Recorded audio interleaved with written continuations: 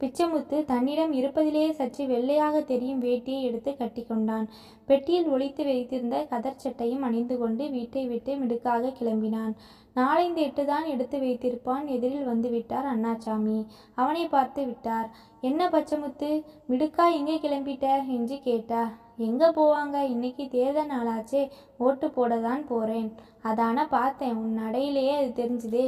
சரி, யாருக்கு ஓட்டு போட போற? அது சும்மா சொல்லு பச்சைமுத்து. அது அண்ணாசாமி அண்ணே, நாங்கள் வழக்கமாக குரங்கு சின்னத்துக்கு தானே ஓட்டு போட்டுட்டு வரோம். அதான் உங்களுக்கு தெரிஞ்ச விஷயம்தானே. என்ன பிச்சைமுத்து இப்படி சொல்லிட்ட? நான் சோமமுக கட்சியில் வட்ட செயலாளராக இருக்கேன், உனக்கு தெரியும்ல. அப்படி இருக்கும்போது நம்ம கட்சிக்கு ஓட்டு போடாமல் செக்கு மாடு மாதிரி அந்த குரங்கு சின்னத்திலேயே ஏன் எப்பவும் குத்துற? இந்த வாட்டி சொல்கிறேன், இந்த வாட்டி நீ எனக்காக, இந்த அண்ணனுக்காக குருவி சின்னத்துக்கு தான் ஓட்டு போடுற. அது எப்படி அண்ணே? நீ ஒன்றும் சொல்லாத பிச்சைமுத்து. இந்த ஐதப்புடி செலவுக்கு வச்சிக்க. இந்த ஓட்டுக்கு காசு தந்ததா நினைக்காத. உன் மேலே எனக்கு எப்பவும் பிரியம் உண்டு பிச்சைமுத்து. உனக்கு என்ன வேணாலும் என்கிட்ட சொல்லு. குருவியில்தான் குத்துற. சட்டை பையில இருந்து 500 ரூபாயை எடுத்து அவன் கையில் திணித்தார் அண்ணாசாமி. அதை வாங்கி கொண்ட பிச்சைமுத்து, இதெல்லாம் வேணாம் அண்ணே என்றபடி திருப்பி கொடுக்க, அதை அவர் கையோடு மடக்கி அவன் பையில் திணித்தார். சரி அண்ணே, நீங்கள் ரொம்ப அன்பா சொல்கிறீங்க. இந்த வாட்டி மட்டும் உங்கள் கட்சிக்கே போடுறேன். உங்கள் கட்சின்னு சொல்லாதே, நம்ம கட்சின்னு சொல்லு என்று பிச்சைமுத்து அங்கிருந்து நகர்கிறார். அடே பிச்சைமுத்துவா, செமையா கலக்கிறியே, எங்கே கிளம்பிட்ட என்றபடி முன்வந்து நின்றார் தம்பிமணி. அட மணி ஐயாவா, ஓட்டு போடத்தான் போயிட்டுருக்கேன். கொஞ்சம் வழி விட்டீங்கன்னா ஓட்டு போட்டுட்டு வந்துடுவேன். எங்கே ஓட பார்க்குற? யாருக்கு ஓட்டு போட போகிறேன்னு சொல்லிட்டு போ. அது மணி ஐயா, வழக்கமாக நாங்கள் குரங்கு சின்னம், உங்களுக்கு தெரியாதா? அட என்ன இப்படி சொல்லிவிட்ட? நம்ம ஆள், நம்ம தலைவர், நம்ம தொகையில் நிற்காரு. கூட்டணியில் நம்ம ஆளுக்கு கிடைச்ச இடம் இந்த ஒன்று தான். நம்ம ஆளை ஜெயிக்க வைக்காம நீ அந்த குரங்கு சின்னம்க்கு ஓட்டு போட்டணும்னு சொல்கிறியே, இது நியாயமா? நீ நம்ம கட்சிக்கு தான் ஓட்டு போடுற. நான் தான் இந்த கட்சி தொகுதியோட ஒருங்கிணைப்பாளர், தெரியும்ல. அப்புறம் என்கிட்டே நீ இப்படி சொல்கிற? இல்லை ஐயா, இப்போ தான் கொஞ்சம் முன்னால் அண்ணாசாமி அண்ணே வந்தார்.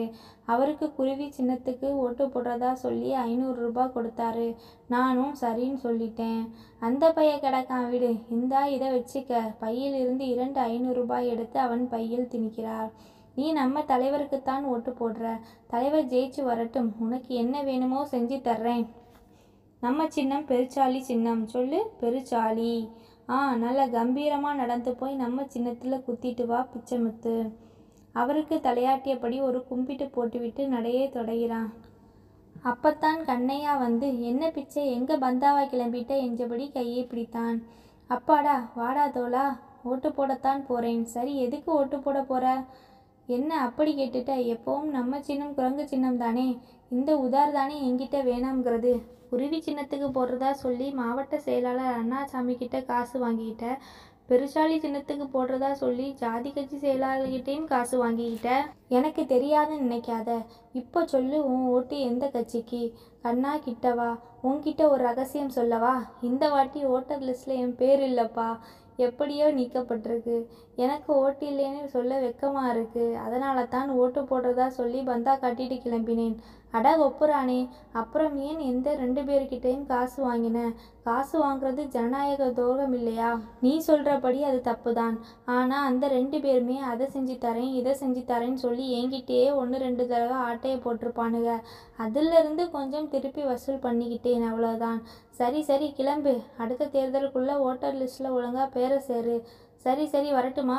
அதை தோரணையுடன் நடையை கட்டுகிறான் பிச்சைமுத்து.